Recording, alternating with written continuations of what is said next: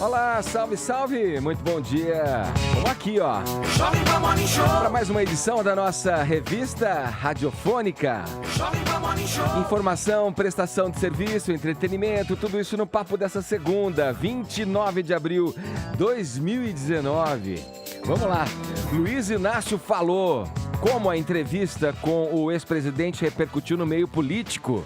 O governador de São Paulo, João Dória, por exemplo, disse que o petista parece estar em processo avançado de esclerose. Morte na passarela. São Paulo Fashion Week é criticada por seguir com desfiles após modelo passar mal e morrer. Cabeça quente. Torcedor agredido por Neymar diz que não o insultou. O atacante admitiu estar errado, mas afirmou não ter sangue de barata. Esses são alguns destaques do Morning Show que está começando e você aí é nosso convidado especial. Vem com a gente.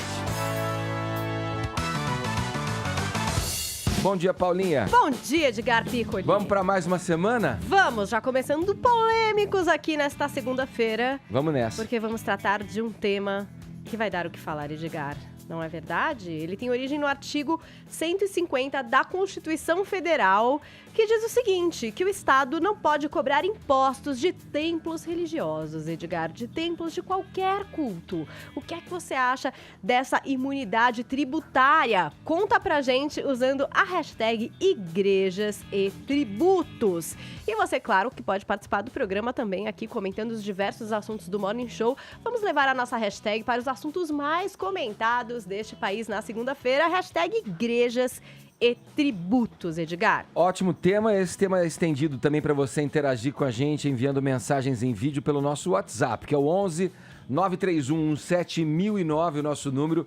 O tema aí é bem polêmico, como a Paulinha colocou. Quero saber a tua opinião sobre essa questão dos templos religiosos serem isentos de pagar o imposto de renda, enfim, declararem, enfim, pagarem tributos ao Estado. Comente com a gente, mande mensagens em vídeo.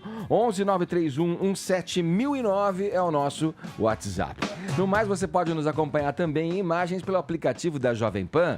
Baixa o vermelhinho da Pan, assim você leva a nossa programação para poder conferir onde e quando você bem entender. Falado? Também tem o nosso portal, onde você pode ver também tudo o que acontece em imagens aqui na Jovem Pan, jp.com.br, e também na nossa transmissão em nosso canal no YouTube, além das mídias sociais. Estamos no Instagram e também no Facebook. Todos convidados a passarem a próxima hora e meia colados aqui na Pan, porque o Morning Show está apenas começando. A morte do modelo Thales Cota, que desmaiou durante o desfile da São Paulo Fashion Week no sábado, abriu uma crise no evento de moda. Paulinha, vamos lá, vamos dar início a esse programa, a esse Morning Show de segunda-feira, trazendo os detalhes desse caso. A imagem é chocante, né? Você vê o menino ali... No momento em que ele cai na passarela, no momento em que ele vai né, desfalecendo e cai, né, ali, né? Então, isso aconteceu no sábado.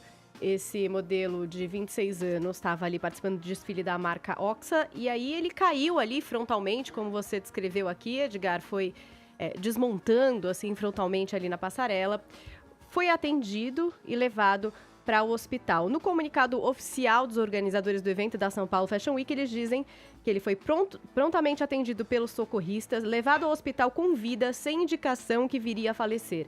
O evento foi informado oficialmente pelo hospital do falecimento às 18h50. O atestado de óbito registra o horário da morte para 18 horas e 40 minutos. Mas o que aconteceu, Edgar? Aconteceu que a programação do evento não parou e continuou durante a tarde do sábado, o que provocou inúmeras críticas, não só de pessoas que participavam do evento, mas também na internet. Isso começou a repercutir muito mal para a São Paulo Fashion Week. Aí, no domingo, a própria São Paulo Fashion Week emitiu um comunicado oficial explicando o seguinte, que depois de se constatar o óbito desse modelo, depois eles receberem esse informe do hospital, a organização se reuniu com as marcas, diretores de desfiles, stylists e modelos que tinham desfiles na programação e foi dada a opção de cancelamento desses desfiles. Mesmo muito abalados, todos resolveram manter os desfiles e decidiram também por 1 minuto de silêncio na abertura de cada um desses desfiles que então prosseguiram durante o último dia da São Paulo Fashion Week. Então, por exemplo, a gente teve o desfile da Ponto Firme, onde modelos levaram ali plaquinhas improvisadas dizendo amor, luto e trazendo ali as suas mensagens para a passarela. E a gente teve o desfile da Cavaleira, que contava com a presença do cantor Rico Dalassan. E o Rico Dalassan não conseguiu se calar, Edgar. Olha o que é que ele falou ali em plena passarela da São Paulo Fashion Week. Vamos conferir. Me chamou porque quis. Me chamou porque quis. Não era pra ninguém estar aqui. O garoto acabou de morrer e vocês estão aqui como se a vida não valesse nada. Nada, nada, nada. Não era pra ninguém estar aqui, né?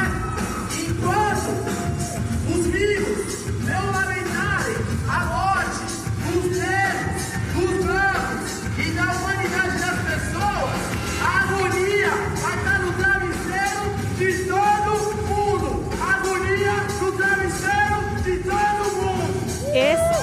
Esse, Edgar, foi o grito do Rico Dalassan. Não sei se vocês conseguiram ouvir aí direitinho, né? Não era pra ninguém estar aqui. O garoto acabou de morrer e vocês estão aqui como se a vida não valesse nada.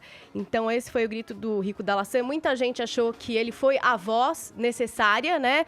De algo que não estava sendo dito ali dentro do evento da São Paulo Fashion Week. É importante ressaltar, Edgar, que a gente ainda não sabe o motivo da morte desse garoto, né? Muitas especulações na internet a respeito da dieta vegetariana que ele seguia, de problemas, por exemplo, com anorexia, que é bastante comum no meio dos modelos, envolvimento com drogas, muitas especulações acontecendo na internet. Também, né? A doença congênita é a única que foi levantada por médicos, né?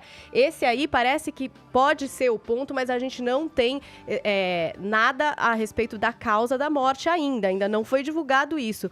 E a gente teve também o pedido da mãe dele, que foi ao Facebook exatamente para pedir que as pessoas parassem de questionar e levantar hipóteses a respeito do estilo de vida que o filho dela mantinha. A mãe chegou a dizer, inclusive, que ele tinha se alimentado sim antes do desfile, que ela falava com ele o tempo inteiro, era um menino muito ligado à saúde, à própria saúde, fazia exames recorrentes e ela imagina que tenha sido algo como um mal súbito mesmo, alguma coisa como se esse foi o tempo que ele teve. Inclusive, a mãe até falou aqui para uma coluna do Terra de que ela não acha que ter paralisado o evento traria ele de volta e que ele nem gostaria que isso acontecesse, porque era um menino muito profissional e talvez nem gostasse de que o evento tivesse sido paralisado ou finalizado por causa do que aconteceu. Foi o que a mãe desse garoto disse. Hoje acontece o enterro dele, né? O corpo teve de ser levado ali para a cidade onde vai acontecer o enterro e está marcado para hoje às 5 horas da tarde, Edgar. A Adriana Yoshida está aqui com a gente, que é editora do conteúdo feminino aqui da Jovem Pan, acompanha a moda há muitos anos, inclusive a São Paulo Fashion Week, e tem outras informações das sensações internas ali do evento. Eu passei para vocês o que foi dado de oficial, né, Edgar? Mas você e todos os ouvintes devem imaginar que ali talvez a sensação tenha sido um pouco diferente do que essas versões oficializadas. Eu me lembrei de eventos que ocorreram desse tipo em eventos esportivos, né? Futebol, jogadores tiveram mal súbito durante o jogo, foram levados. Não me lembro nenhum que tenha morrido de fato, mas com certeza já aconteceu também, né? E o jogo... Teve o Serginho. Exato. Teve o Serginho de São Caetano. Bem lembrado, Vini. E o evento, o jogo, quer dizer, em si, continuou. Eu queria ouvir a Yoshida nesses termos, porque é uma mobilização de um evento que move várias marcas, movimenta a economia, quer dizer... Eu acho que o discurso do Rico Dalassan, ele tem um fundamento humanista que a gente tem que levar em consideração mesmo, em que tempo a gente está vivendo.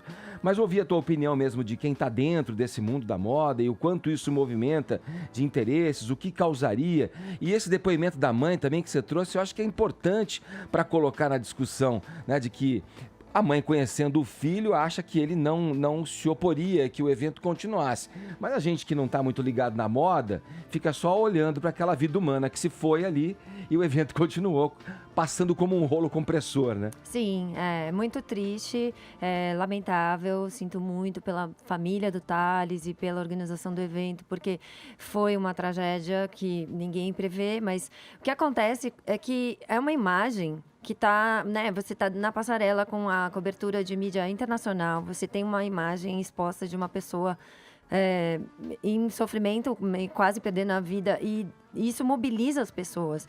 E quando você, na passarela, normalmente, quando um sapato sai do pé, quando acontece algum imprevisto, a regra é sempre continua, segue o baile. Segue o baile. Só que nesse caso, gente, não dá para seguir o baile. Porque mobilizou a emoção das pessoas e até por respeito, como é que você continua um show, né? É isso, quanto vale o show? O show não pode parar, mas não é uma vida. Sim. Então, eu acho que as pessoas ficaram indignadas. Tem a jornalista Alexandra Fará, que fez um vídeo, ela é jornalista especializada em moda, já foi colunista da Vogue, enfim, é uma pessoa muito influente no mundo da moda, e ela fez um vídeo no Instagram, ela publicou ontem um desabafo sobre a morte do Thales e diz que a morte do Thales é o símbolo da morte de todo um sistema de moda. A morte do Thales não é apenas a morte do Thales, é a morte de todo um sistema de moda falido que vem se esgarçando desde os anos 90. E aí ela pede que a gente tente tirar o melhor disso.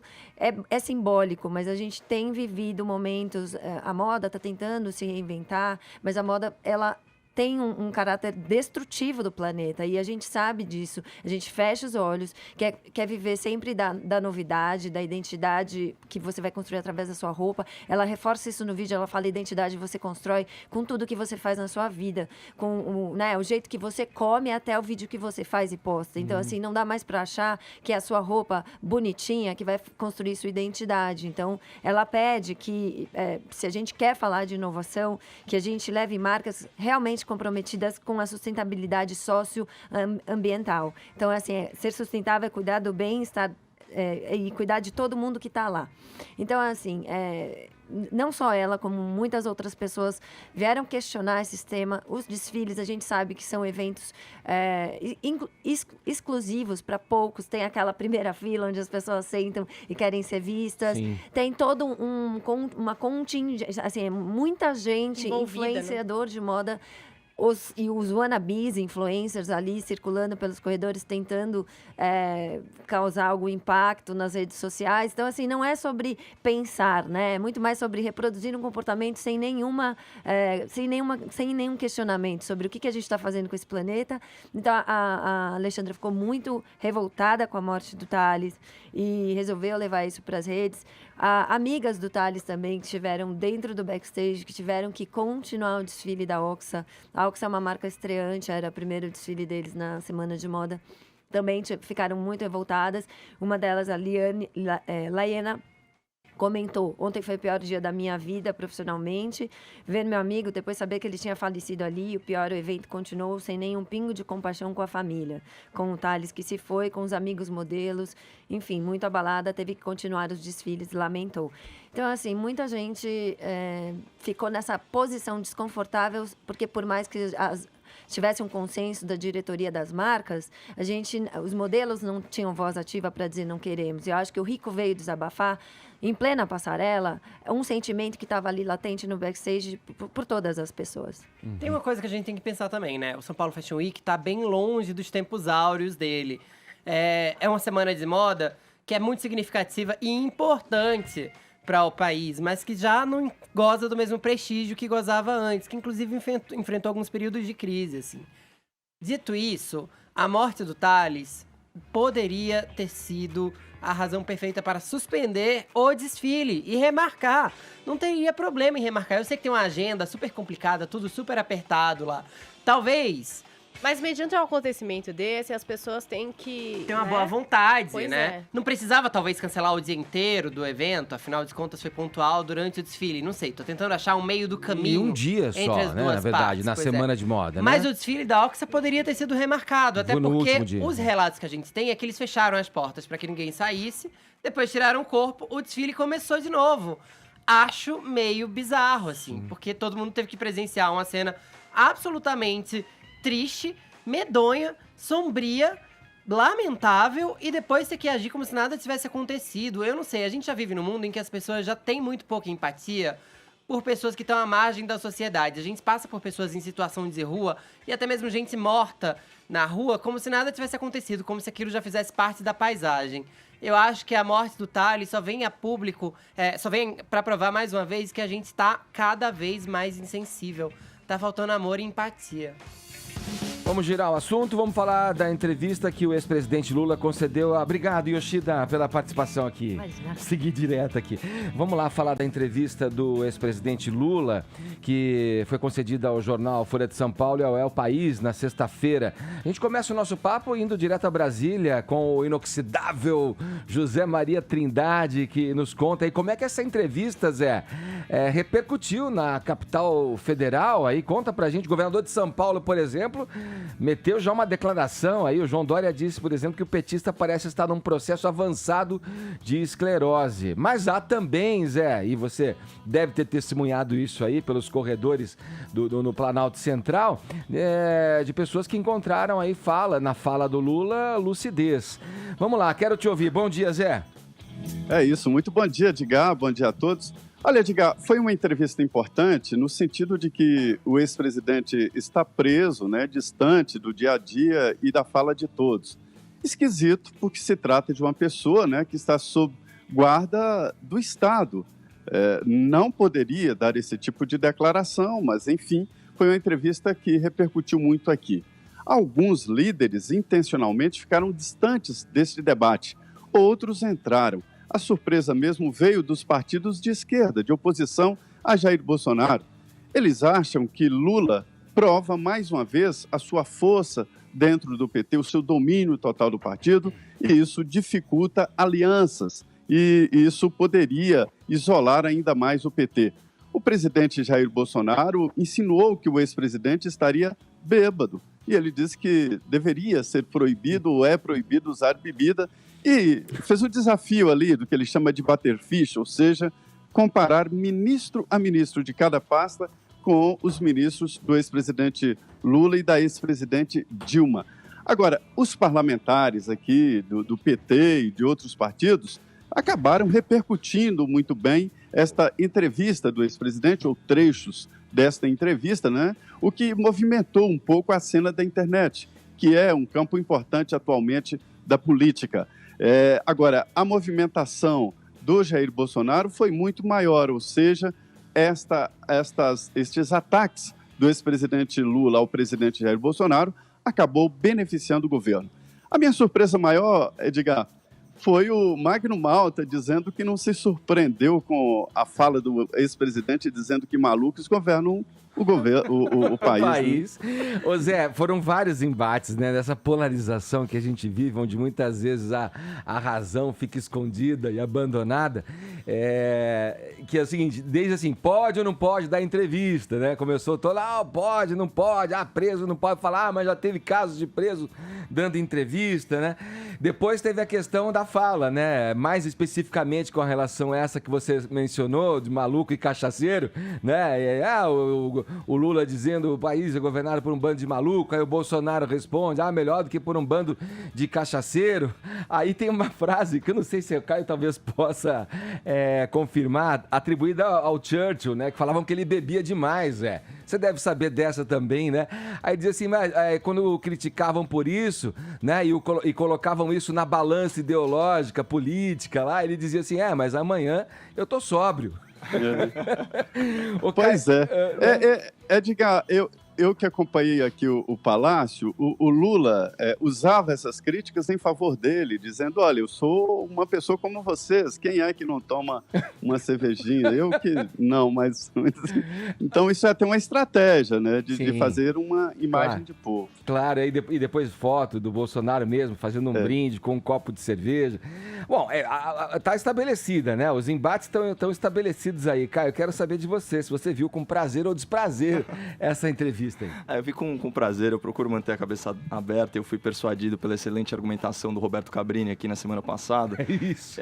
Em defesa da ampla liberdade de expressão, inclusive para veicular mentiras, que inexoravelmente é o caso em qualquer entrevista com o Lula. Ele é um corrupto, logo ele mente como respira. Você só extrai a verdade de um mau caráter, Edgar, mediante algum incentivo concreto. É, por exemplo, o caso do Instituto da Delação Premiada, que em última análise você vira para o cara e fala o seguinte: ô seu canalha, se você falar a verdade e eu conseguir provar isso, e você conseguir provar Se isso... me der elementos de prova... É isso aí, eu te ferro um pouco menos. Aí talvez até um mitômano, né? Então um mentiroso compulsivo, ele avente aí a hipótese de falar a verdade. Como que sai da boca do Lula não é a verdade, eu prefiro focar o meu comentário justamente nas perguntas, né? E aqui cabe aí o nosso parabéns à jornalista Mônica Bergamo, da Folha de São Paulo, que voltou a ter acesso privilegiado a um presidenciável, né? Essa entrevista no cárcere é certamente um dos pontos altos aí da carreira dela, mas ela fez a entrevista acompanhada pelo Florestan Fernandes Júnior, do El País. Eu trouxe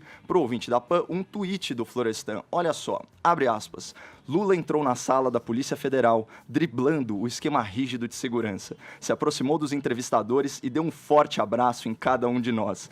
Lula aproveitou cada segundo de sua liberdade. Nem a gaiola em que foi trancado fez a águia do sertão pernambucano perder seu esplendor. Aí, de repente, o ouvinte mais precipitado vai falar: pô, mas cadê a imparcialidade? Mas não é isso.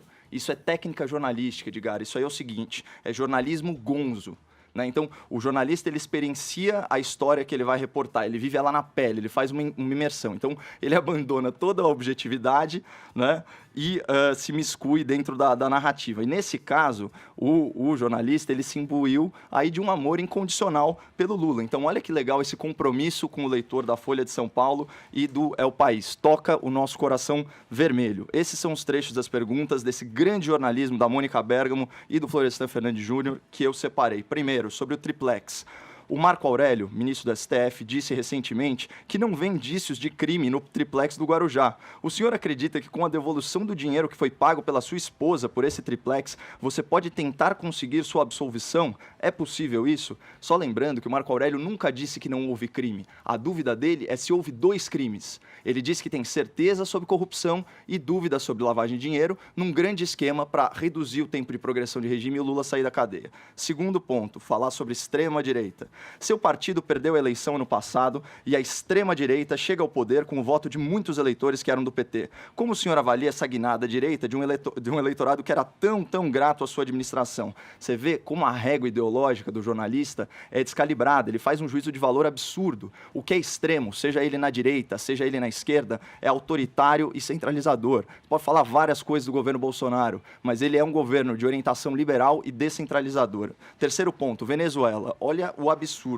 Com relação à Venezuela, o senhor teve uma relação muito boa quando era presidente com Hugo Chávez. E depois que o Chávez saiu, a Venezuela entrou em uma crise profunda. Como o senhor vê a questão da Venezuela e quais as perspectivas para preservar a democracia e o desenvolvimento da Venezuela hoje? Ora, você preserva algo que existe. Ou seja, o que está implícito aí é que, para quem fez essa pergunta, para quem elaborou isso, a Venezuela é uma democracia. Isso é um grande absurdo. Aí teve um caso interessante sobre o Gilmar Mendes também. O ex-primeiro-ministro de Portugal deu uma entrevista e comentou o telefonema que o ministro Gilmar Mendes deu ao senhor. Para ele, abre aspas, para o ex-ministro de Portugal. São 2 adversários que sempre tiveram uma disputa política, mas que o ministro Gilmar ligou para ele, o presidente Lula chorou, o ministro Gilmar chorou, e são 2 adversários chorando pelo passado que perderam, onde um adversário reconhece a legitimidade do outro. Eu queria que o senhor comentasse isso sobre essa perspectiva. Eu não fazia ideia desse telefonema, agora faz todo sentido ambos chorando junto, porque o Gilmar é o maior aliado do Lula no STF, porque ele é o prócer da doutrina laxativa que solta tudo e todos. Uma última pergunta aqui, sobre a situação financeira. Olha isso. O senhor fica mais preocupado aqui preso com o quê? Com a família? Com os amigos? Saber que eles estão passando dificuldades para se colocar na sociedade? Porque, diferente do que disseram, muitos estão numa situação financeira ruim. Então, eu imagino o Lulinha e o Luleco mandando um abraço em dólar para esses jornalistas que formularam essa pergunta. E a saideira, com perdão do trocadilho, é pior.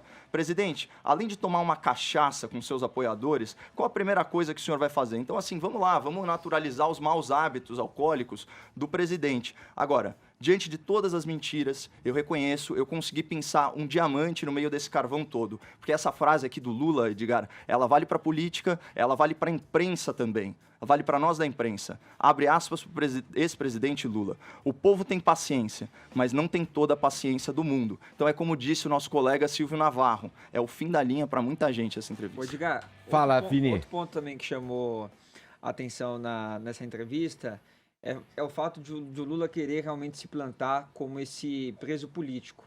Quando ele fala que ele pode ficar na cadeia 100 anos. o tempo que for, não tem problema nenhum. Né? Que ele vai viver 120, então, né? assim, apesar da possibilidade dele ser solto agora em setembro, ele quer porque quer e acredita que ainda pode provar que ele está certo em toda essa história. Sim. Ele quer ter ali a sua absolvição dos crimes de que está sendo acusado, mas deixa também uma preocupação para uma esquerda alternativa que quer se ver livre ainda dessa sombra do Lula, dessa sombra da velha esquerda, da velha política, e enxergar em novas pessoas, em novas figuras, alguém que possa, no futuro, representar melhor esse espectro político, né, Edgar? Tem uma coisa que eu queria falar só. Eu vi muita gente tweetando e também vindo a público dizer que nunca viu na história desse país presidiários darem entrevista. Eu só chamo as pessoas a, antes de fazer esse tipo de relação, darem uma estudada na história do Brasil, ou mesmo forçar a memória recente, porque posso citar aqui 2 casos que, olha, viraram entretenimento, nem noticiário político foram. Por exemplo, a Suzane Richthofen recebeu o Gugu Liberato dentro da prisão de Tremembé e deu entrevista para a Record. O goleiro Bruno também já deu entrevista para outras emissoras.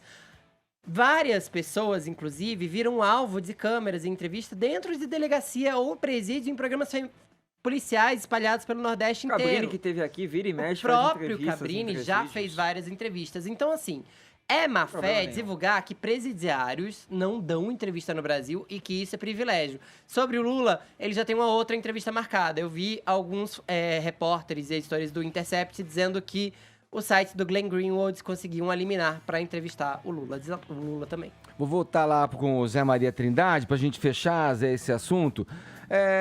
Tentando aqui fazer um exercício aqui, uma reflexão, Zé, de qualquer forma, de um lado ou de outro, criticando ou não, como eu te passei a bola da primeira vez, alguns achando, encontrando lucidez, outros chamando o Lula de um esclerosado, enfim.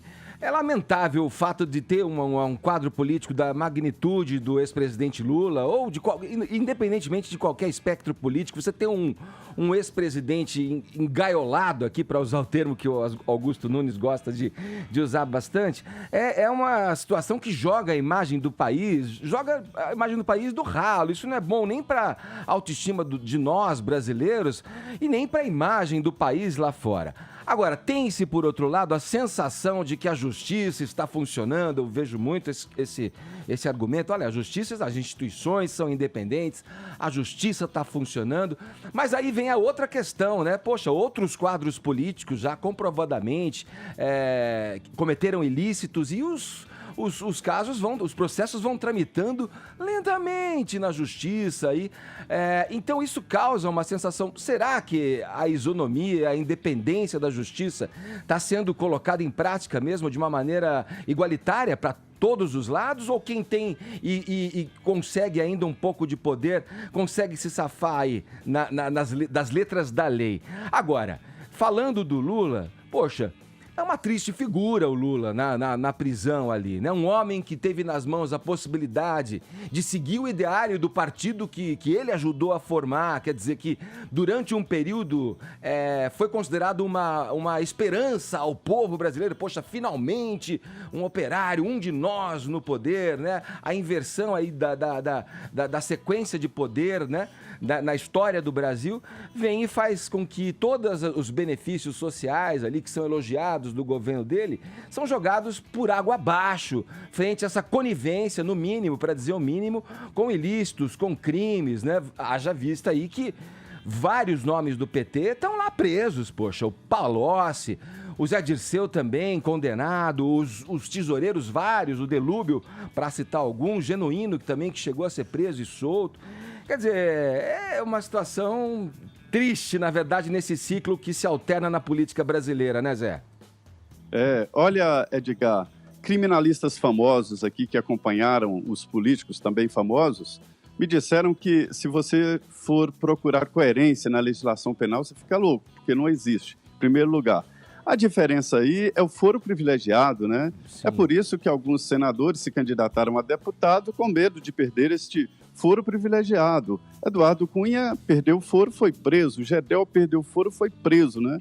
O ex-presidente Michel Temer foi no mesmo sentido. Então, a diferença é mais ou menos isso. O foro privilegiado indicando que o Supremo Tribunal Federal trata num ritmo diferente e de maneira diferente a mesma investigação que é a Lava Jato. Essa situação do ex-presidente Lula, ela leva para a cadeia, ela tranca a possibilidade de renovação nesta área da política que é muito importante. Aprisiona, de certa forma, também a democracia brasileira, que precisa de vozes de vários lados da política, inclusive desta ala representada por Lula, e ele encarcera esta opinião.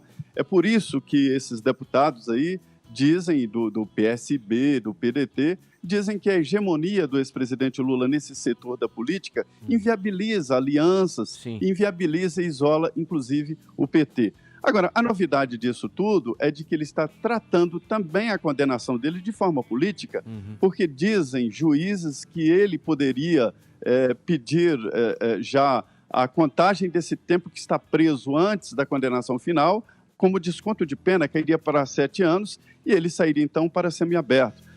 E ele se recusa porque diz que quer uma absolvição absurda, isso não vai acontecer, mas é uma estratégia política do ex-presidente que faz política até com a própria liberdade, né?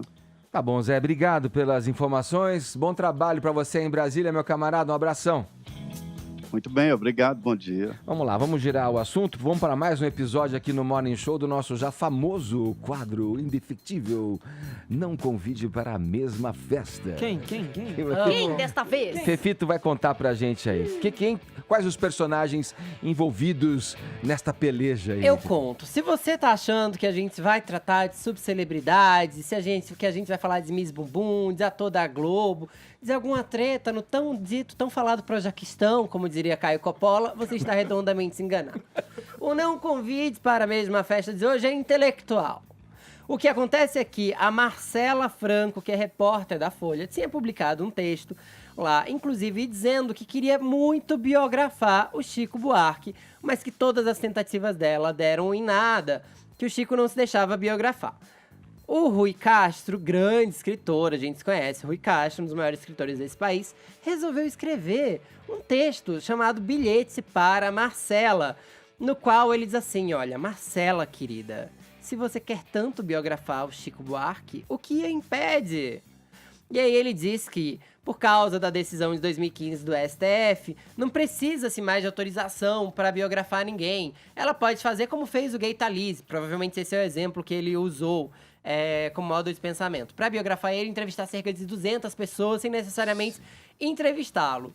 O que é um problema para muitos biógrafos, já que entrevistar a fonte primária é primordial, especialmente quando você não tem um escândalo a revelar, né? Você quer mesmo fazer um panorama da vida e da carreira dele. Então, ele diz que tem certeza, assim, ó, entendo sua vontade de passar semanas com Chico Buarque, ouvindo narrar sua fabulosa vida, mas supondo que ele topasse recebê-la, isso não a dispensaria de tentar ouvir outras cerca de 200 pessoas. E aí ele diz, vai em frente, Marcela. O fato é que a Marcela não gostou nem um pouco disso e escreveu uma réplica lá na Folha de São Paulo, dizendo o seguinte, o que você fez é mansplaining. E aí, mansplaining é basicamente quando um homem tenta explicar algo a uma mulher como se ela não fosse capaz de entender algum conceito, como se ela não fosse inteligente o suficiente. Vamos pensar desse jeito. E aí, o que ela diz é o seguinte... No Brasil de 2019, se havia um mundo ideal para se viver ou morrer de tédio, não era este mundo em que vivia o Rui Castro. E aí ela elogia o Rui Castro e tudo mais. Ela diz que chegou ao Chico Buarque em 2000, que já entrevistou ele, inclusive com a ajuda do próprio Chico. Mas que ela não gostou nem um pouco da ilação dele, de que ela teria outros interesses nele. porque ela diz, olha, sabe, Rui, acho fundamental pontuar. Meu interesse em Chico Buarque nunca foi fútil ou ingênuo, como você irresponsavelmente enquadra. Não que eu lhe deva qualquer sorte de satisfação, claro. E aí, ela diz que ele teve um julgamento machista e que ela pode, sim, querer biografar o Chico Buarque. E aí, ela ainda vai mais além. Para resumir, Rui, se eu quero ou quis transar com Chico Buarque, biografá-lo ou guardá-lo em uma gaveta, essas são coisas que não lhe dizem respeito. Seu papel é respeitar a mim, ao meu trabalho e as várias escritoras mulheres que já se aventuraram nesse gênero literário. O que você fez tem nome, mansplaining. Jogue no Google quando terminar de me ler. Pesquisar é um hábito saudável e disso um bom biógrafo deveria saber. Ui!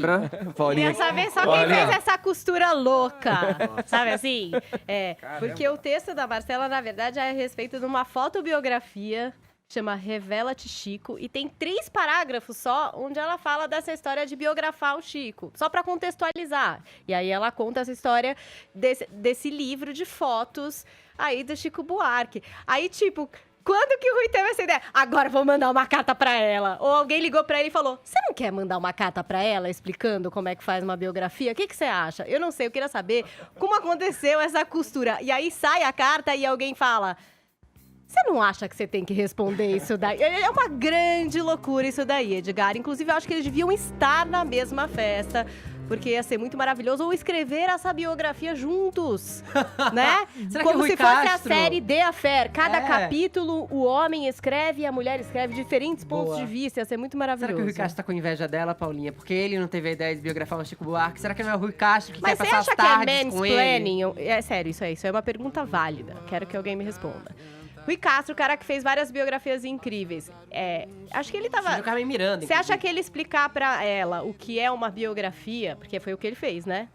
Aí que ela diz, mansplaining, um cara explicando, querendo dar aulinha pra uma mulher sobre o que é uma biografia, né? Foi o que ele fez.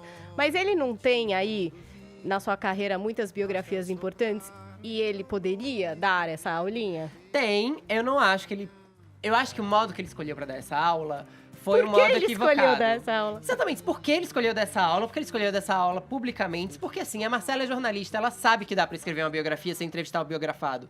Se ela julga que pra escrever uma biografia do Chico, ela tem que entrevistar o Chico, é o modo que ela quer construir essa biografia. E diz respeito único e exclusivamente a ela. O que eu não tolero é as pessoas também acharem que o Chico Buarque, esse símbolo sexual... Tão voraz, tão viril que qualquer pessoa que chegue perto dele e seus olhos claros, que é um pedaço desse corpo, que é um quinhão dessa carreira.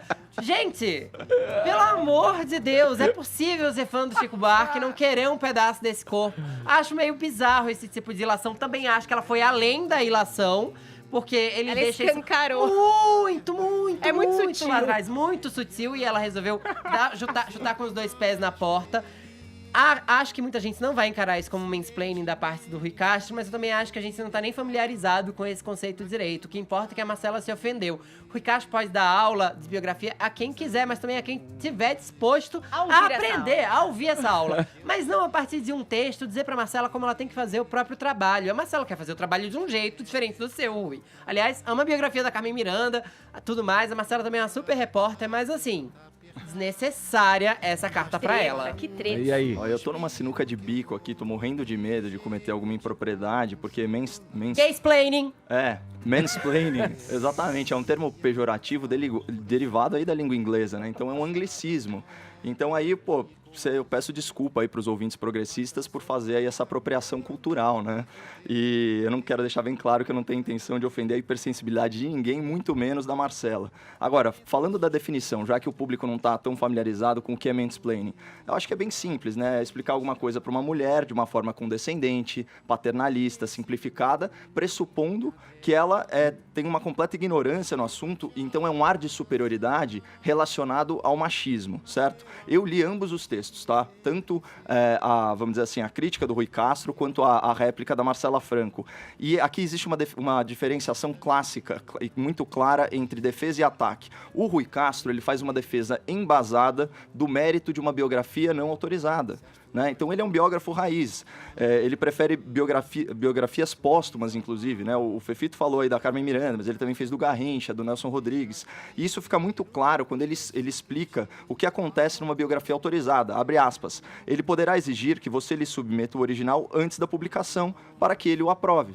Então esse é o cerne da crítica dele. Já o texto da Marcela é uma acusação. Ela faz a réplica a essa crítica acusando o Rui Castro de mansplaining e machismo.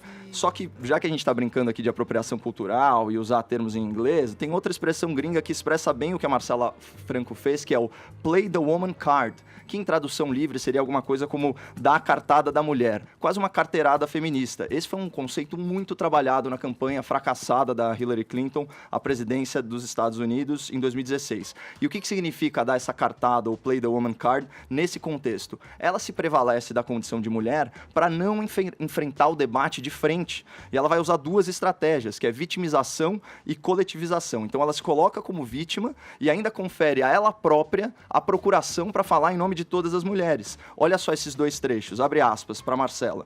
Em nome das mulheres que, como eu, são diariamente ridicularizadas por homens como você, que ao invés de usar de maneira útil o rico espaço público que têm, optam pelo julgamento machista. E ela continua. Várias outras escritoras mulheres já se aventuraram nesse gênero literário. Adriana Negreiros e Josélia Aguiar, por exemplo, estão aí lindas e publicadas, sem precisar da sua aprovação moral e profissional para tanto. Ora, em nenhum momento foi feita qualquer menção ou crítica a gênero pelo Rui Castro, nenhuma biógrafa foi citada. A crítica dele é um modelo de biografia autorizada, que ele diz que é tão verdadeira quanto Coelho da Páscoa. Mas eu achei que o Fefito matou a pau na hora que ele trouxe esse lado mais passional, mais psicológico. O que será que aconteceu Não, o que pegou entre foi... essas duas pessoas? O que Eles têm pegou algum foi essa passado frase, que a gente Paulinha. não sabe. Paulinha, eu acho que o que pegou foi essa frase aqui do Rui. Entendo a sua vontade de passar semanas com Chico Buarque, ouvindo narrar sua fabulosa vida. Isso virou, na réplica dela, para resumir, Rui, se eu quero ou quis transar com Chico Buarque, biografá-lo, divulgá-lo ou guardá-lo em uma gaveta, essas são coisas que não lhe dizem respeito. Passou recibo e correu do debate. Então, o nome que se dá para isso não é mansplaining, ele não fez uma crítica relacionada a gênero, mas a cartada da mulher que a Marcela Franco usou, isso sim tem nome, é covardia intelectual. Não enfrenta a crítica, generaliza, ofende e difama o cara. Mas ela enfrentou a crítica, Caio. O que eu acho, na verdade, que a questão toda, e talvez as pessoas de casa não tenham entendido, o Rui Castro poderia ter ensinado como se faz uma biografia, mas ele não precisava ter ensinado a ela. Ele quer falar sobre uma biografia autorizada, ele quer falar sobre fazer uma biografia sem entrevistar a principal fonte, ele quer falar sobre autorizar uma biografia já pronta, sendo você a fonte.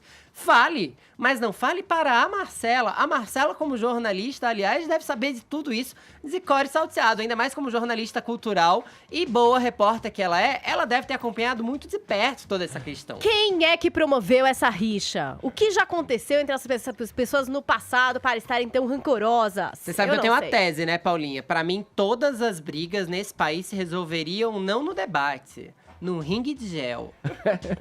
Vamos lá, agora 10 horas 43 minutos, horário de Brasília.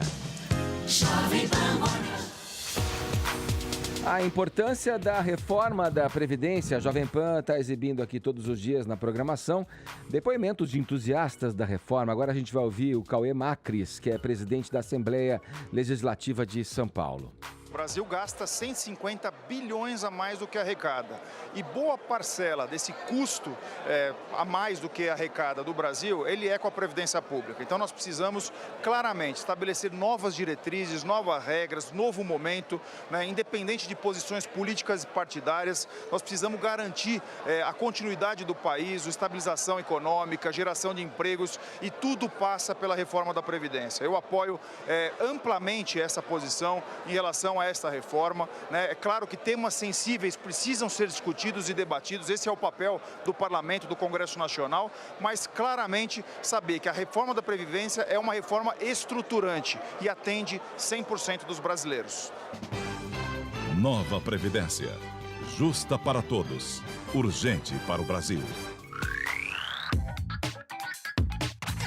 Vamos lá, seguindo aqui no Morning Show, olha, a essa altura do campeonato, Pra usar uma expressão aí futebolística, já tá todo mundo sabendo aí que o Neymar meteu a mão num torcedor depois do PSG perder o título da Copa da França no último sábado. Mas a gente aqui gosta de falar de futebol, pô, do esporte bretão. Eu achei que quem dava pedala era só o Robinho. A gente não tá ligado nas polêmicas, a gente não gosta de alimentar isso. Essa coisa extracampo, né, Vini? Por isso não vamos falar disso hoje não, né? Não vai falar? Hein? Vou só falar uma coisinha, tá? Você quer comentar, né? mas- Prato cheio pra você comentar agora, né? Reforçar a tua teoria sobre como é que é? O menino Neymar. O menino de Ô, 27 Edgar, anos. hoje eu recebi uma ligação, não vou falar quem era o interlocutor. 4 da manhã perguntando qual seria a pauta do A programa. pauta, lá, tá vendo lá? Já louco pra falar isso, né? Edgar, primeiro vamos aos fatos. Vamos aos fatos. Final da Copa da França, o PSG recebeu o modesto Rennes da França, né, Edgar? E o PSG, né, um time milionário, com vários astros, vencia a partida por 2-0, inclusive com 2 golaços, um do Daniel Alves e outro do próprio Neymar, que completava também 600 jogos na carreira, né? Então tinha tudo ali para ser um dia especial. Só que o que aconteceu? O Rennes foi lá, empatou a partida, levou para a prorrogação, para os pênaltis e acabou vencendo o todo-poderoso PSG. Edgar, e aí, o que acontece? Depois da partida, quando o time se encaminhava ali para receber a medalha de vice-campeão, Neymar Júnior ficou incomodado com um torcedor que tinha um celular na mão, fazia uma filmagem e dizia algumas coisas para ele. Em vez de se portar, né, como um jogador profissional, que é, né, e deixar o torcedor no papel dele, que é de ser torcedor, Neymar Júnior apelou e desferiu um soco no torcedor, Edgar. Vamos ver a cena. A gente vê lá os jogadores do PSG Subindo em meio à subindo as torcida, escadas, né? passou ali o Di Maria, olha lá, o Neymar, começa ali uma discussão com o torcedor, ele dá um soco na cara, então, do torcedor do PSG. Esse torcedor, Edgar, Do ele Rennes, disse, né, na verdade. Não, isso, torcedor do Rennes. torcedor, ele disse ao L'Equipe que não insultou o Neymar, tá? Que disse apenas que ele era ruim. Ué, isso é um insulto, não é? Não, insulto acho que na forma de xingamento ele quis pô, dizer. nada Uma justifica. ofensa mais pesada. Não justifica. O que eu tô querendo dizer é que se ele diz que ele é ruim, ele ofende ele. Outros vídeos que circularam aparecem este mesmo torcedor chamando o Buffon de idiota, o Verratti de racista e para o Neymar ele diz vai aprender a jogar futebol.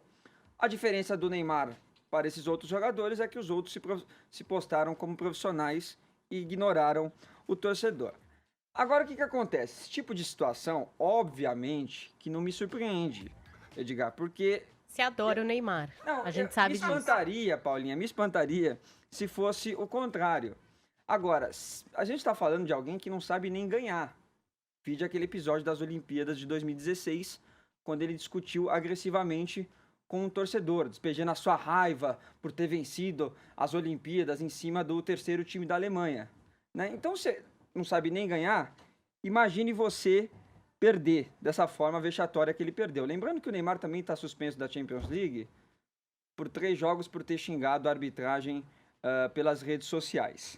Agora, quem dera se o Neymar tivesse apenas, então, discutido com esse torcedor do PSG e não tivesse tomado uma atitude irresponsável, inconsequente e imatura, que é prática dele. E também, Edgar, contra aquilo que a gente mais prega nos estádios, que é a paz no futebol, a paz nos estádios, a paz entre os torcedores. Ele vai lá e faz justamente o contrário, estimulando a violência. É ruim porque ele é exemplo, né? Para Naquele muitas que crianças. Que deveria ser o maior exemplo para as crianças e do capitão, nosso atual capitão da seleção brasileira. Mas eu já imagino, obviamente, que ele deve ter sido cercado ali já pelo pai, pelos empresários, pelos assessores, pelos parças, que devem ter falado, imagina, Ney, você fez certo, tá tudo bem, né? E isso estimulou ele a ir até as redes sociais. Vamos colocar a mensagem, Murilo, do Neymar, com esta carinha um pouco triste, dizendo o seguinte: ninguém gosta de perder. Eu, então,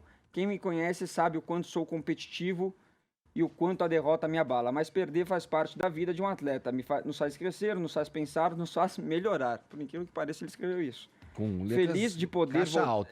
feliz de poder voltar a jogar, de voltar a fazer gol e me sentir bem dentro de campo. Mas o sentimento maior hoje é o de tristeza. Então, para o Neymar, ser competitivo mais uma vez virou muleta para fazer para ter essas atitudes de mimado que ele vira e mexe vem tendo, né, Edgar?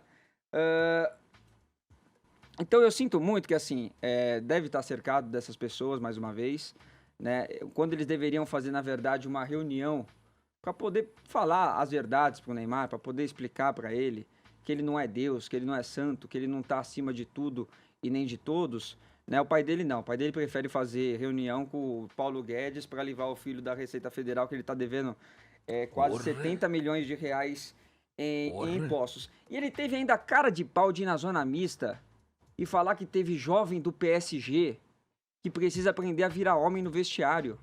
Eu vi. Então, quer dizer, eu não sei se é uma autocrítica. Essa entrevista, na verdade, Vini, você me permite, é o seguinte. Ao ouvi-lo falar, cara, você percebe que ele realmente... há jogadores que buscam melhorar como pessoa, melhorar como ser humano, melhorar inclusive intelectualmente, porque chegaram numa posição que lhes dá condição de ter acesso a muita informação, à cultura, quer dizer, é uma opção pessoal de cada um na sua trajetória, no seu caminho. Claro, é deplorável o que ele fez e eu acho que a afirmação que ele faz, não tenho sangue de barata, pois deveria ter, porque na condição que tem que entender que as pessoas podem, inclusive, ali na torcida, no calor do jogo, a proferirem coisas que vão deixá-lo mal, vão ofender, mas ele não pode ter essa reação, porque ele é um exemplo, como falou a Paulinha, ele é um exemplo para muita gente que é fã do futebol. Mas só para complementar, quando eu ouvi ele falando e justificando e querendo dar lição de moral para dizer que tem gente que não acata as ordens falta mais ouvido do que boca para falar. Você tá falando de si mesmo. Quer dizer, é um despreparo do Neymar total para a condição que ele conseguiu alcançar como jogador de futebol. Supõe-se ali que um cara na posição dele deveria ser melhor instruído, melhor aconselhado, ter uma equipe melhor, como você sempre critica, né? Os parceiros, você fala dos parceiros, do pai, né? Deveria mesmo ter alguém do lado dele que falasse com o Neymar, vem cá. Cara, olha o que você representa, olha onde você chegou. Tem que ter atitudes que denotem ali uma postura de alguém condizente com o status digno da posição que tem, da influência que exerce, não é? E eu falei esse negócio das crianças, Ed, porque, na verdade, as crianças acho que são os únicos que ainda são muito fãs do Neymar, sem crítica nenhuma, vai levar uma canelada no jogo, vai dar um soco no amigo. Os meus filhos são muito fãs do Neymar, muito fãs mesmo. E é bastante triste ver uma coisa dessas, porque é isso, é o capitão da seleção, é um símbolo e já tá grandinho, né? Já não é um iniciante, já passou por muita coisa, por muita pressão.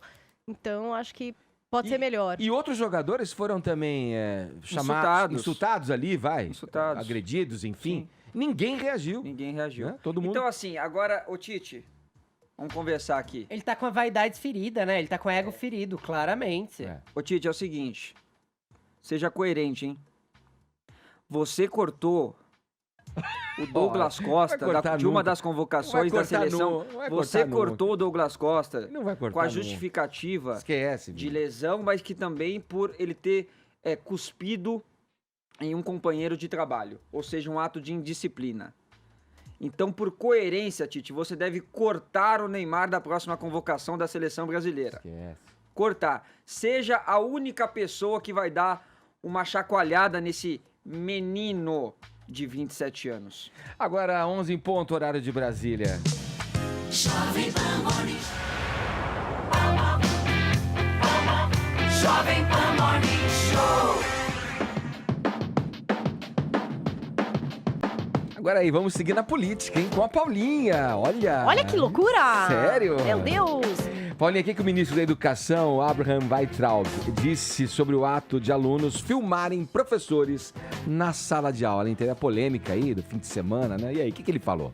Acho que a gente tem que recapitular um pouquinho dessa polêmica sobre o que exatamente ele está falando, não é? Porque nesse final de semana a gente teve a publicação no perfil do presidente Jair Bolsonaro de um vídeo filmado por uma estudante que mostrava uma conversa dela com uma professora onde ela dizia que a aula era de gramática e, na verdade, a professora teria tomado ali 25 minutos dessa aula para doutrinação, para falar mal do Olavo de Carvalho, Era da num Escola Sem cursinho Partido. ou uma escola? Um cursinho. A informação é de que era num cursinho. A gente pode conferir o vídeo publicado pelo Bolsonaro com a seguinte legenda: professor tem que ensinar e não doutrinar.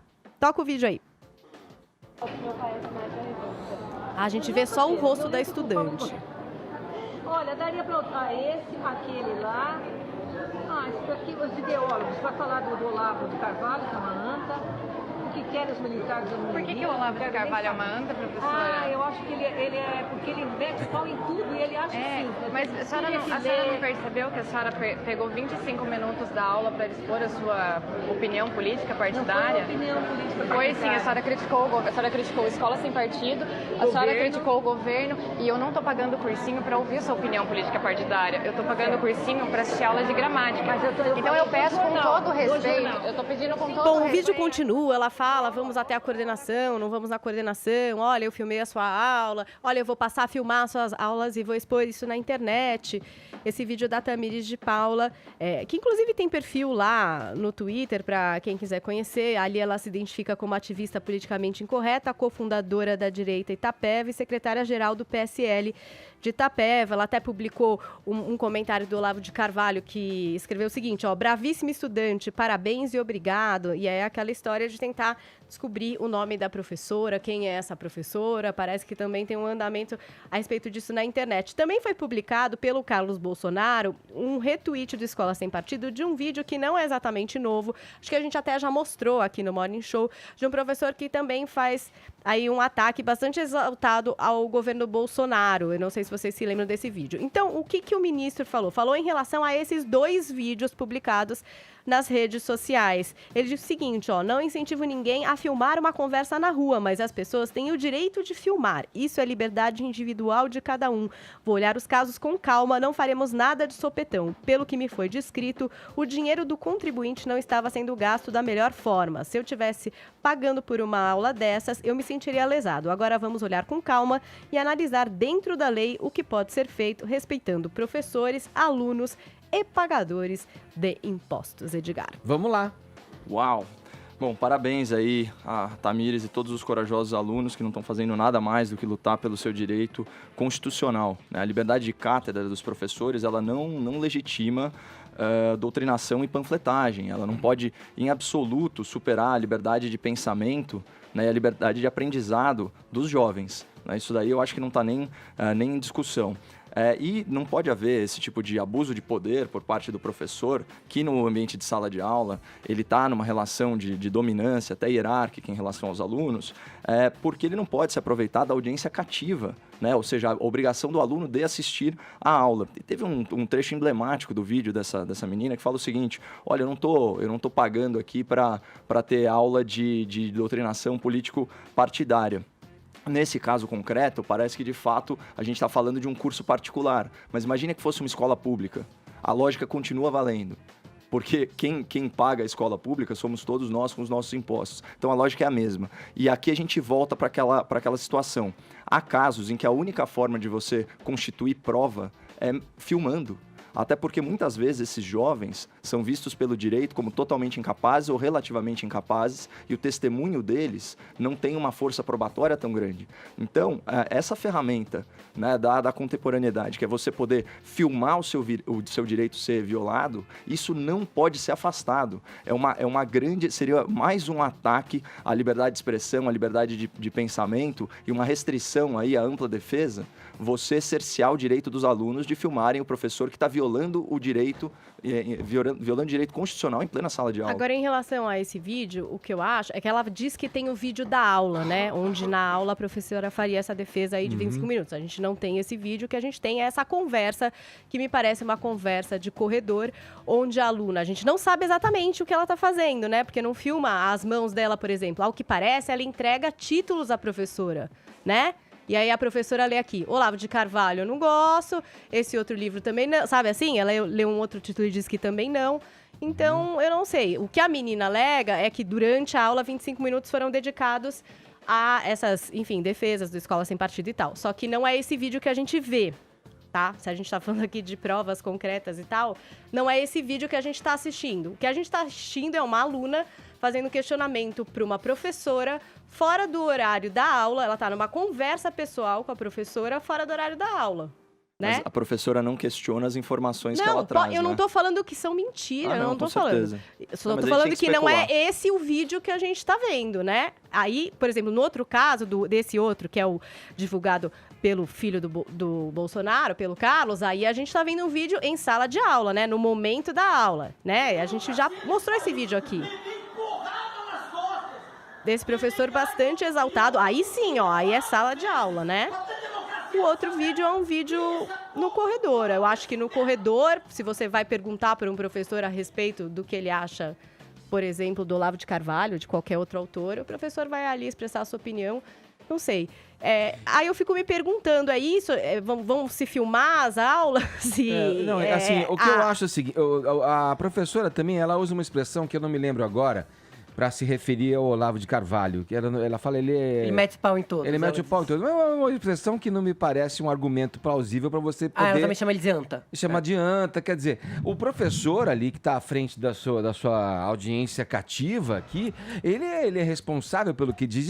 E, na minha opinião, ele pode dizer o que ele bem entender. De outra maneira, com uma forma de colocar diferente.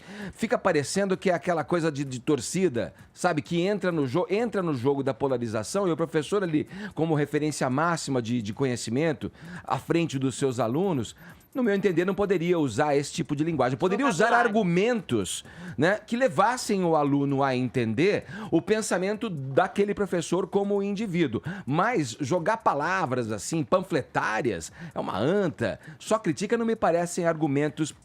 Eu sou contra filmar, tá? Eu acho que esse tipo embora a gente não consiga controlar hoje em dia, porque o celular está em todos os lugares, as pessoas podem filmar escondido ou declaradamente mesmo alguma ação, e no caso aí estamos falando de um evento que acontece entre quatro paredes, numa universidade, num cursinho particular, mas pode acontecer numa escola pública, quer dizer, é incontrolável essa questão. Agora, eu acho que muda um pouco de figura quando um governo vem e endossa, olha, filme, e o governo não só endossa, mas mostra. E que coloca em risco a integridade dos professores. Que pode caracterizar uma atitude totalitária mesmo. Sim. Paulinho, você sabe, só pra tentar entender um pouquinho melhor também, a gente sabe que aula que era essa? É aula de gramática. O que ela fala é que a professora... É isso que eu só tô querendo dizer. Estão falando de livros, né? Um dos vídeos a gente vê a filmagem dentro da classe. No outro é um vídeo de corredor, onde ela fala, você gastou 25 minutos da aula de gramática para descer a lenha na Escola Sem Partido,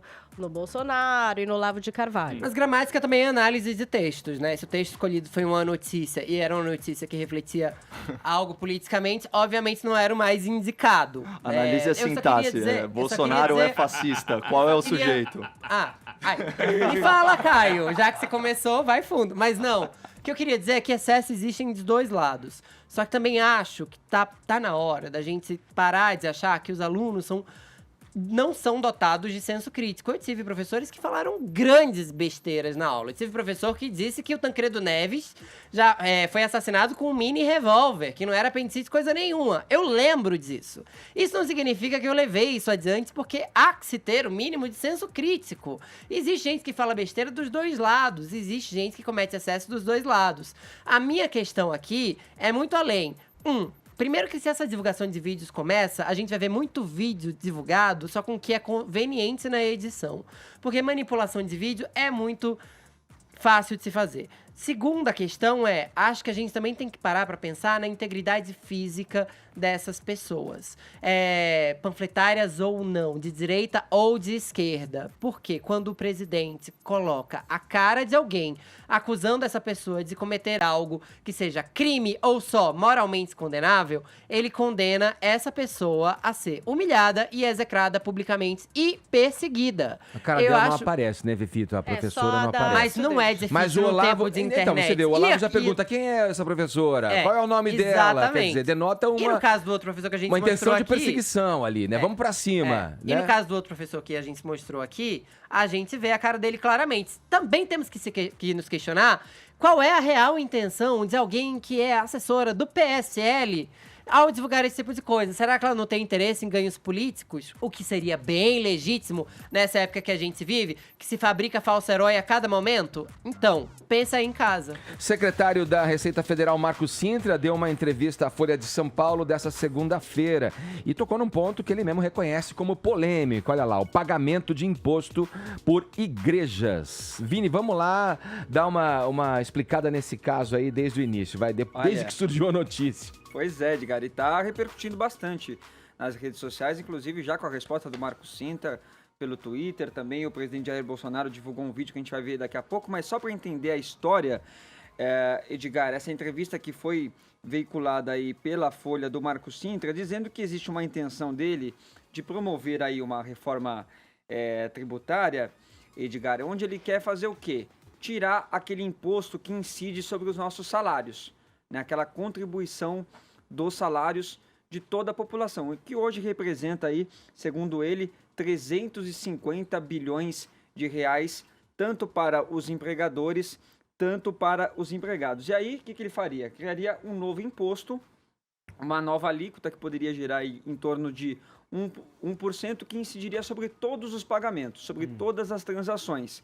Isso seria dividido, 0,5% para quem está pagando, 0,5% também para quem está recebendo. Isso em qualquer pagamento. E ele vai propor, Edgar, que esse imposto seja cobrado, como eu disse, em todas as transações com base universal, inclusive com relação às igrejas, inclusive com relação ao dízimo, ou seja, extinguindo aquela imunidade tributária para as instituições religiosas e filantrópicas, o que hoje é algo contra a nossa Constituição. A Paulinha leu aqui, né, logo no início do programa, a Constituição que cerca, que protege as igrejas e as instituições religiosas. É, né? O artigo 150 da Isso. Constituição Federal. 150 da Constituição Federal, desse tipo de imposto. Então, o que seria feito? Uma proposta de emenda para mudar essa Constituição. E aí também já começaram a perguntar, mas isso não é uma espécie de CPMF disfarçada? Ele disse, olha, CPMF era sobre débito bancário, esse é sobre pagamentos. É como se a CP, que é o nome que ele vai dar para essa nova alíquota agora, fosse o gênero e a CPMF espécie. Só que a Folha, Edgar, que fez a matéria com o Marco Sintra, colocou como manchete o quê? Até dízimo de igreja pagará novo tributo sobre transação, diz Marco Sintra. Essa manchete incomodou um pouco ele, apesar dele ter dito isso, falou até que era um pouco polêmico. Na verdade, ele disse que vai incidir aí sobre todas as transações, que ninguém vai ser imune a isso. E aí ele foi ao Twitter e disse o seguinte, vamos colocar agora o tweet do Marco Sintra. Fico triste de ver um jornal que tem uma história tão maravilhosa como a Folha dar uma manchete tão infiel à entrevista que concedi. Excelente matéria, execrável manchete. Então elogiou aí o corpo da matéria da Folha, mas... Esse comentário, Vini, é pós-pronunciamento do presidente. É isso? Exatamente. Que a gente vai ver agora, Edgar, a palavra do Bolsonaro, que inclusive ele fez esse tweet e agora o Bolsonaro tem assinado alguns tweets. Eu acho que é pra gente saber se é ele mesmo. No fim? Não, no começo ali do tweet, ele colocou... Na conta dele mesmo, Tô ele até assina. entrando aqui pra ver. Ele colocou assim, ó, nenhum novo imposto será criado. E embaixo, Jair Bolsonaro, presidente. Ele tem feito isso em alguns tweets. E também divulgou um vídeo, Edgar, negando essa informação sobre a nova criação de imposto. Vamos ver. Bom dia a todos. Fui surpreendido nessa manhã por a declaração do nosso secretário da Receita de que seria criado um novo imposto para as igrejas.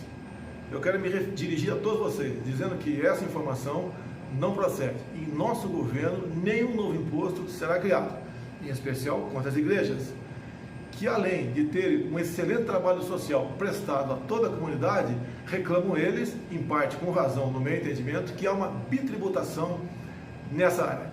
Então, bem claro, não haverá novo imposto para as igrejas. Um bom dia a todos e fique com Deus. Tá aí, Edgar, a palavra então do Bolsonaro negando essa informação sobre o tributo às igrejas. Muito bom. É o seguinte, bom, meu lado liberal e conservador, né, então entusiasta dos direitos humanos, das liberdades individuais, eu não vejo com bons olhos nenhuma restrição à liberdade de crença e muito menos a instituição de novos tributos, né? Eu fico animado, na verdade aliviado com essa declaração do presidente da República. É muito importante a gente destacar que assim, os problemas fiscais do governo a gente vai resolver reduzindo ineficiência, os privilégios, desperdício, corrupção, não criando novos impostos, né? E no Brasil, as organizações religiosas, o pessoal fala que elas são isentas, não é isso, elas têm imunidade tributária, certo? Então, como bem trouxe a Paulinha, o artigo 150 da Constituição, inciso 6, a linha B, é vedado instituir impostos sobre templos de qualquer culto. E por que isso? Porque num Estado laico, que é uma das bases, né, do nosso Estado democrático de direito, ou seja, num Estado não religioso, que respeita todas as vocações religiosas, o governo ele não pode interferir na crença das pessoas.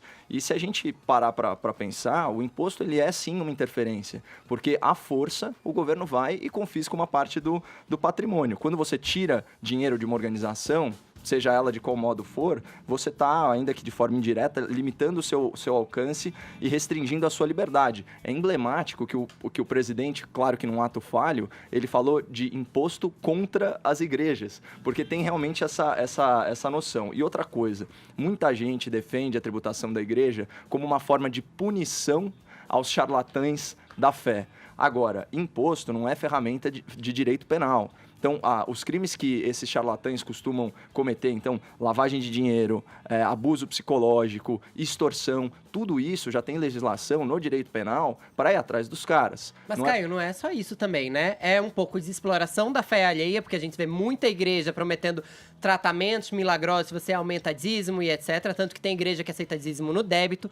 A gente sabe de igrejas que saem com malas de dinheiro do L ponto, porque é tanto dinheiro arrecadado no dízimo que tem que ser levado de helicóptero e não é declarado. A gente não sabe o tipo de dinheiro que é a destinação desse dinheiro.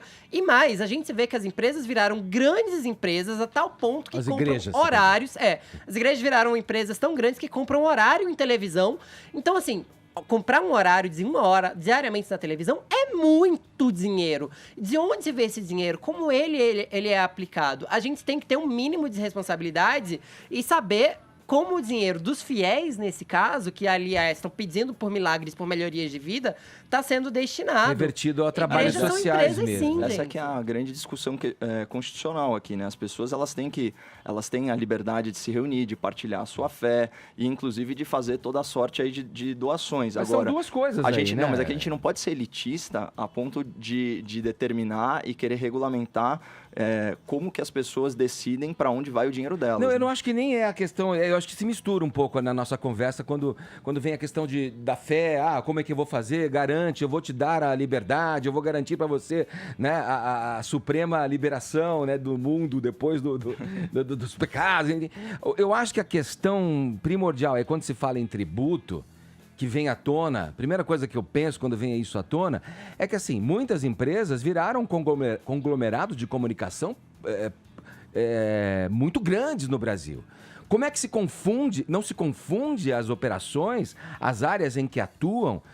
Tem umas regras aqui para você ter que cumprir, né? No caso das igrejas, não remunerar seus dirigentes de forma ilícita, aplicar integralmente os recursos da manutenção e desenvolvimento nos seus objetivos sociais, manter escrituração contábil de suas receitas e despesas, conservar pelo prazo de 5 anos os documentos que comprovem as operações financeiras e patrimoniais, apresentar declaração de rendimentos à Receita, recolher os tributos referentes aos pagamentos, aos rendimentos dos empregados, cumprir obrigações acessórias daí decorrentes, né? Tem uma série de regras. Tem Agora, empresa que tem igreja que vende óleo, que vende medalhas milagrosas e coisas assim, do tipo, inclusive na TV. Vira uma comercialização e uma na minha ideia, um conflito existente aí, né? Um conflito de interesses, quando você é dono, por exemplo, de uma grande emissora de televisão. Isso não estou falando só de evangélico, a Igreja Católica também, com os canais destinados a propagar a sua mensagem. Quer dizer, vai se confundindo, né, a questão da fé com a questão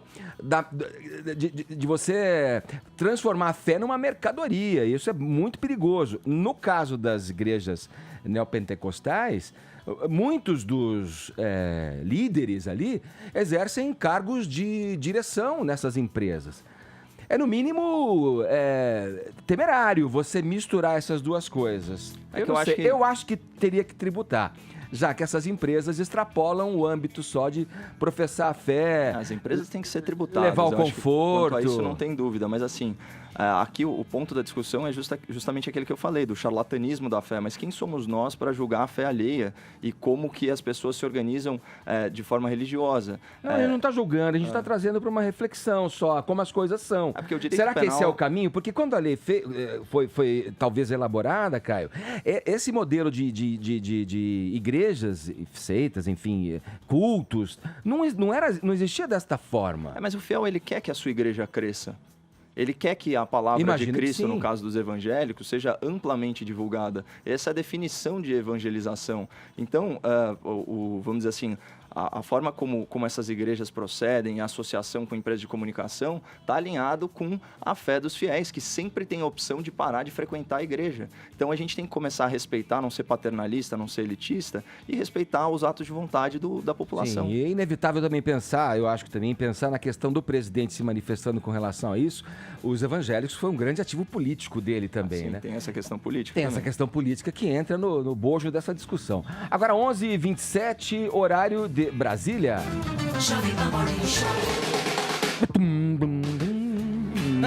Olha!